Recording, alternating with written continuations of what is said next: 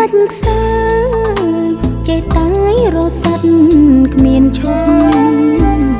យប់ថ្ងៃយប់ពេលណាទៅជួបកងត្រាសមុទ្រធំធេងវែងឆ្ងាយល្វឹងល្វើគ្មានសង្ឃឹមឡើ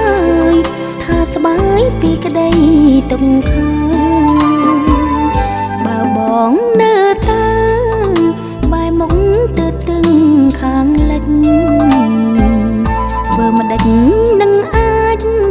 ឃើញថ្ងៃរាទៅជីវាថ្ងៃនេះពិនជាមិនដូចថ្ងៃមុនទេណាទាំងចិនសងខា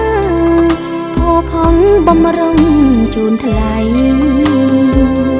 សូមបងក្រឡេក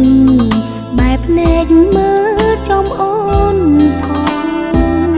គុំយកបំណងឈឺចាប់ព្រោះស្រីដទៃធ្វើជាចំឡើយហើយឆ្លើយសរុបចិត្តស្រីស្រីក្នុងលោកីមិនដូចគ្នាទេណាបងបើស្រីនៅក្នុងលោកធ្វើឲ្យបងសោកក្រំចិត្តសូមស្រង់វមិតនឹកគិតដល់ឈ្មោះអូនផងថានៅមានអូនដែលចាំជួយបងរឿងចាំងសៅមកទុកថាសូបិនចោស្នេហ៍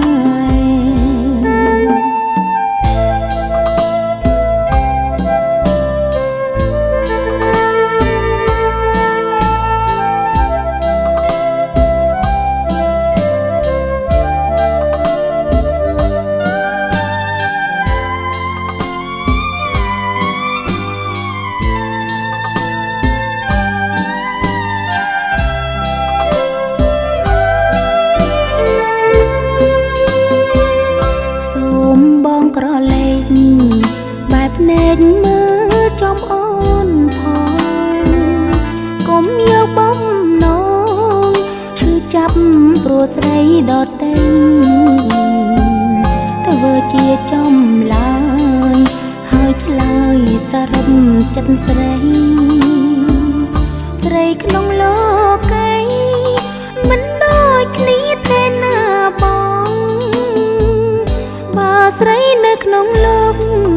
ធ្វើឲ្យបងសោកក្រំចិត្តសូមស្រង់វមិត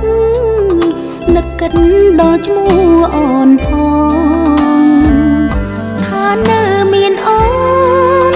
ដែលចាំជួយបងរឿងចាំងសៅមកទុកថាសូបិនចោស្នេហ៍